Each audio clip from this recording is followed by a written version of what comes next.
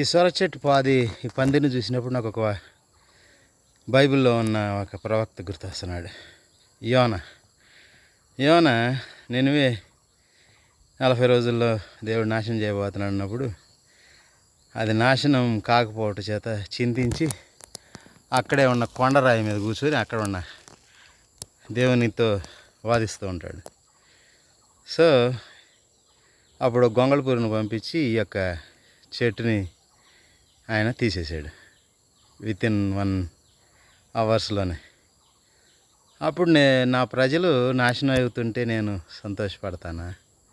వారు పశ్చాత్తాపం అంది తిరిగి నా యొద్దకు వస్తే నేను చేర్చుకోనా అని ప్రభు యోనా ప్రవక్తతో మాట్లాడతాడు. అట్లానే చాలా చోట్ల ప్రభువుని ఎరిగిన వారు దేవుని విడిచిపెట్టినప్పుడు వారి యొద్దకు వెళ్ళి ప్రభువుని గురించి చెప్పినప్పుడు వారు పశ్చాత్తాపం నుండి ఆయన యొద్దకు తిరిగి వస్తారు. అదే పనిలో నేనున్నాను. దేవునికి స్తోత్రం.